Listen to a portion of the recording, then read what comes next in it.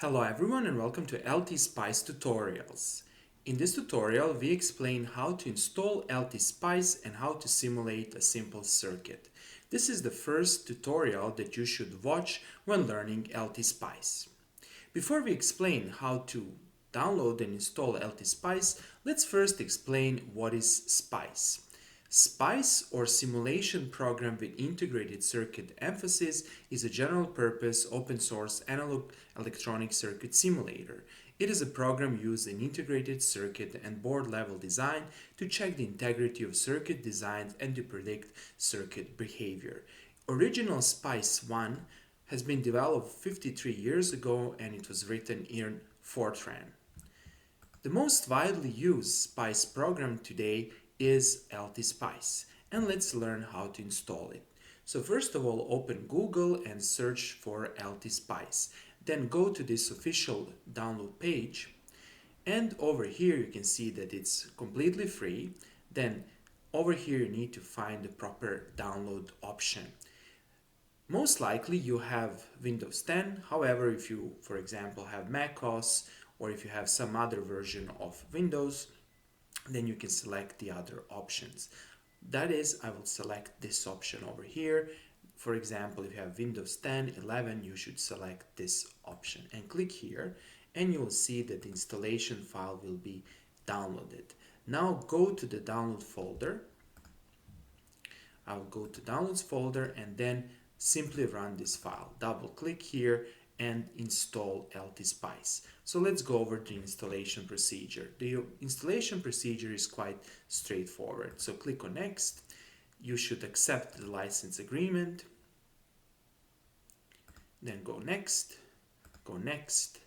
and then over here I'm going to select for all user using computer, and over here let's click on the default option and let's install LTspice. The installation will not take too long. However, you still have to be patient. Once you install LTspice, you need to click here and search for LTspice. And over here, I will not click on sending my usage data and click on OK. And over here, you can simply close this. And here I'm going to stick to the default option, and that's it. This is the first screen that you will see once you open LTspice. Let's learn how to create a simple circuit and how to simulate a simple circuit. For illustration purposes, we are going to simulate a simple resistor circuit with the source voltage. To do that, click on File, then click on New Schematics, and you will see this screen over here. Let's explain first of all how to add the different components. Over here, you can see the list of components. You can see, for example, ground, you can see the voltage source, resistor, capacitor, inductor, diode, etc. If you don't see a component that you want to add from here, you can simply click here, and here you can search for a component. For example, if I want to add the voltage source, I will simply search for voltage and you will see voltage over here. So let's select voltage over here and let's add the voltage. And here's our voltage source. Notice over here that if you don't click, you can move the voltage source wherever you like. Let's click over here. Now you will see that immediately another voltage can be added, so you can simply press the right mouse key or escape to exit this mode. To zoom in or zoom out, you can use the middle or the roller mouse button. And here it is. Okay, so this is our voltage source. Next, let's add the resistor. To add the resistor, you can simply click here and you can place the resistor wherever you want. To rotate the resistor, before clicking with the left mouse button, you can press and hold Control to rotate the resistor. And let's place the resistor over here, then do the right click. Okay, next, let's connect these components. You can simply click on this node, then click here, click here, click here, here, here, and that's it. Now let's zoom out, and over here let's zoom in and let's add our ground. To add the ground, simply click here, and you can add the ground here. Then do the right mouse click, then click on this ground, connect this ground to this circuit. Okay, now we have created a simple circuit. The next step is to adjust the values of voltage and resistance. To adjust the value of voltage, you can simply hover over V, do the right click, and then over here you can enter the value. So let's enter 5 volts here and press OK. Now you can also change the name of this voltage source. If you just do right click here, you can change the name. For example, you can call it V1, V2, whatever you like. For example, we can just keep it as V. However, this is not a good solution because V is reserved for voltage. So my suggestion is to add a number or something similar. So for example, let's call this V2. And then let's over here do the same thing for a resistor. Right click on the resistor and let's put here, for example, 1000 ohms and press OK. And let's right click here and let's call this resistor as R2 and click OK. Now we have a simple circuit, and the next step is to learn how to simulate this circuit. Before we can simulate our circuit, we need to configure our simulation. There are several ways to do that. One approach is to do the right click and then click on Configure Analysis, and you will see this menu over here. Another approach is to simply click here and the same menu will appear. Over here, we are not performing transient analysis, we are not performing AC analysis, we are not performing DC sweep, we are not including noise, we are not computing DC transfer. However, what we do over here, we compute DC op PNT.